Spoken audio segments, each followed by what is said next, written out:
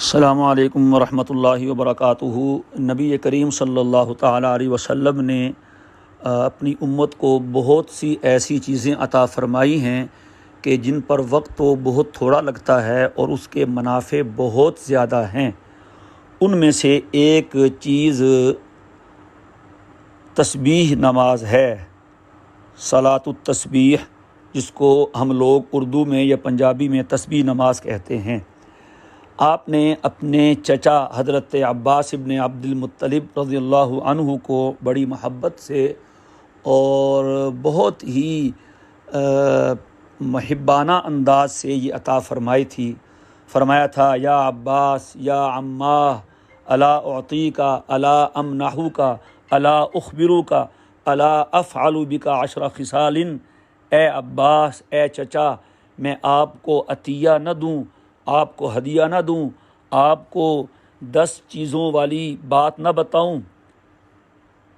اور فرمایا جب تم یہ کرو گے تو اللہ تمہارے اگلے پچھلے پرانے نئے خطا عمد صغیرہ کبیرہ ظاہری باطنی تمام گناہوں کو معاف فرما دیں گے۔ اور پھر آپ نے یہ بھی فرمایا کہ اے چچا، اگر آپ سے ہو سکے کہ روزانہ یہ نماز پڑھیں تو روزانہ پڑھیے، روزانہ نہ ہو سکے تو ہفتے میں ایک بار پڑھ لیجئے، اگر ہفتے میں نہ پڑھ سکیں تو سال میں ایک بار پڑھ لیجئے، اگر سال میں بھی نہ پڑھ سکیں تو اے چچا زندگی میں تو ایک بار پڑھ ہی لیجئے۔ اس حدیث کو ابو داؤد نے، ترمذی نے، ابن ماجہ نے اور بہقی وغیرہ ائمہ نے اپنی اپنی کتب میں روایت کیا ہے۔ 4 رکعت کی یہ نماز ہوتی ہے اور عام معمول کی نماز ہوتی ہے۔ اس میں صرف 300 مرتبہ تیسرا کلمہ پڑھنا ہوتا ہے، سبحان اللہ والحمد للہ ولا الہ الا اللہ واللہ اکبر۔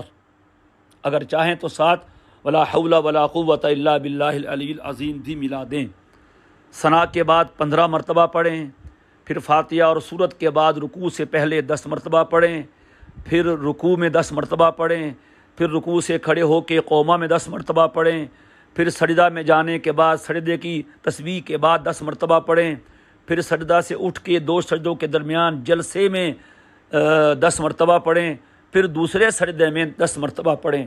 اور یہ تسبیحات کے بعد پڑھنا ہے، رکوع کی تسبیح پڑھنے کے بعد 10 مرتبہ، سجدے کی تسبیح پڑھنے کے بعد 10 مرتبہ، اور قومے میں سمع اللہ لمن حمدہ ربنا لک الحمد حمدا کثیرا طیبا مبارکا پڑھنے کے بعد 10 مرتبہ۔ اس طرح ہر رکعت میں 75 مرتبہ ہو جائے گا۔ اور دوسری رکعت میں تو کھڑے ہوتے ہی 15 مرتبہ پڑھ لیں، پھر سورہ فاتحہ اور سورت پڑھنے کے بعد رکوع سے پہلے 10 مرتبہ پڑھ لیں، تو گویا قیام میں 25 مرتبہ ہو جائے گا، اور باقی 50 مرتبہ رکوع میں 10 مرتبہ، قومے میں 10 مرتبہ، جلسے میں سجدے میں 10 مرتبہ، جلسے میں 10 مرتبہ، اور دوسرے سجدے میں 10 مرتبہ، 50 یہ ہو جائے گا، اور 25 قیام میں تو 75 مرتبہ ہر رکعت میں ہو جائے گا، تو 300 مرتبہ پوری نماز میں ہو جائے گا۔ 300 کو پورا کرنا ضروری ہے۔ اگر کسی رکن میں پڑھنا بھول جائیں تو اگلے رکن میں اس کو مکمل کر لیں۔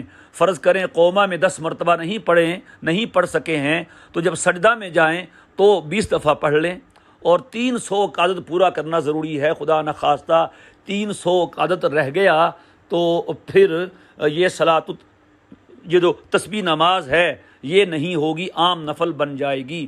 اگر خدا نخواستہ اس میں بھول چوک ہو جائے، سجدہ سہو واجب ہو جائے، تو پھر سجدہ سہو کے جو سجدے ہیں ان میں یہ تسبیح نہیں پڑھنی۔ یہ ہمیں چاہیے۔ اس میں آدھ پون گھنٹہ لگتا ہے۔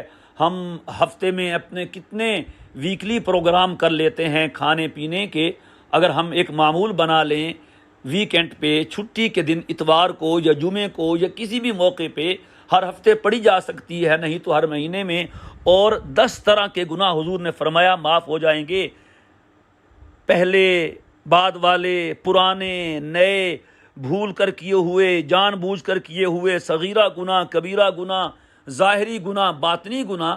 تو ہم سب کو چاہیے ہم اس نبی کریم علیہ الصلاۃ والسلام کا جو ہدیہ مبارکہ ہے، جو آپ نے اپنے چچا کو عطا فرمایا تھا اور ہے پوری امت کے لیے، ہم اس سے فائدہ اٹھائیں اور جتنا ہو سکے ہم یہ پڑھنے کی کوشش فرمائیں۔ اللہ تعالی ہم سب کو توفیق عمل عطا فرمائے۔ السلام علیکم ورحمۃ اللہ وبرکاتہ۔